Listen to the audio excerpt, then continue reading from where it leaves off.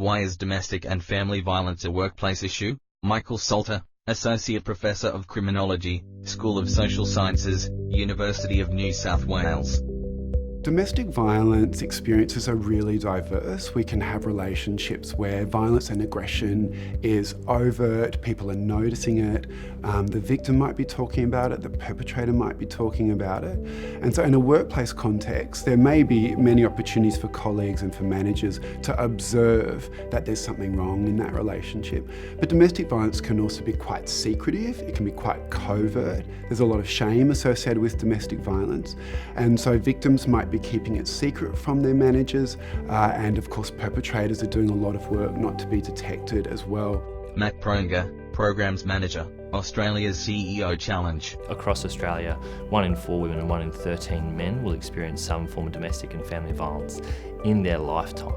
Now, the research around that is suggesting there's about 2/3 of women who are experiencing domestic and family violence are in the workforce. So the vast majority are there. And then we're assuming then that there's a lot of people who are probably in the workforce who are using forms of violent and abusive behaviour.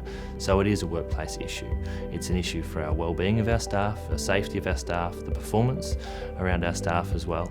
And often, depending on the work that you do, possibly a risk to your sites as well. About 1 in 6 Australian female workers has experienced domestic violence or is experiencing domestic violence in their current relationship, and they're at work. And it impacts on their work in a number of ways, particularly around productivity, because they're coping with quite a lot, so it can affect productivity. It means that they need to take more time sometimes to come to work, they may need to leave. They can be experiencing domestic violence at work.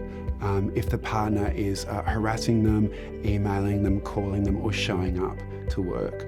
So we have domestic violence victims and survivors at work. We also have domestic violence happening at work.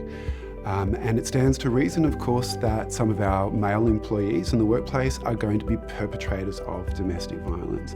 And they may in fact be perpetrating domestic violence from the workplace. And that's something that we need to keep in mind. Jan Breckenridge, Professor and Head of School of Social Sciences, Co-Convener of Gendered Violence Research Network, University of New South Wales, Sydney. Recently, we surveyed around 3,600 workers about their experiences of domestic and family violence, and we found that roughly 1/3, or 1,200, had experienced domestic and family violence at some point in their life. And they were able to discuss really important effects on the workplace. For example, being late to work because the perpetrator wouldn't allow them to leave, hid their keys or wouldn't accept childcare responsibilities, having their work product ruined, and just the general stress and trauma of being victimised and harassed means that sometimes people we call it presenteeism, where they're there but they're not there. So their work isn't actually up to the standard it needs to be to maintain their employment.